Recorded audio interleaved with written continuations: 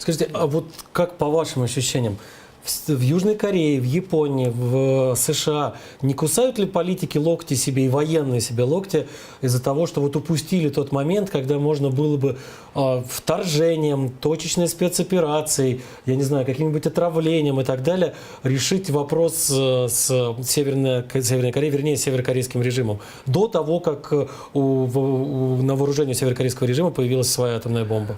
Вы знаете, вряд ли. Почему? Потому что они давно бы этот вопрос решили бы, как с Ливией, там и с другими странами. Они не могли это сделать. Ведь если посмотреть историю противостояния Северной Кореи, Соединенных Штатов Америки, это действительно история очень долгая, которая имеет глубокие корни и которая может послужить дипломатам как один из примеров ведения дипломатической войны со стороны Северной Кореи, какую они дипломатию, какую тактику они применяли. Тактику проволочки, тактику соглашения, тактику тянучки. И одновременно потихонечку себе свое дело продолжать. Понимаете? И поэтому дело не в том, что они давно... Это же были уже, Буш хотел уже... Момент был, когда Буш уже хотел, Буш старший, он хотел уже нанести точечные удары и тому подобное, такие, но не могли это сделать в силу того, что не потому, что там Северная Корея сильная была, тогда она слабая была, действительно. Они могли нанести удар, но есть еще другие страны, Китай, в первую очередь, и Россия, во вторую очередь. Они не позволили быть. Тут был бы конфликт очень сильнейший, мировой конфликт.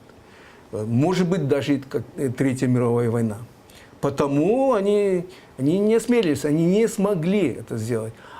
И между тем, очень тонкую политическую игру, дипломатическую игру вели Северная Корея. Разумную. Они знали свои цели и задачи, как выполнять, как достигнуть. Ведь уже ж было, почти договорились, Женевское соглашение.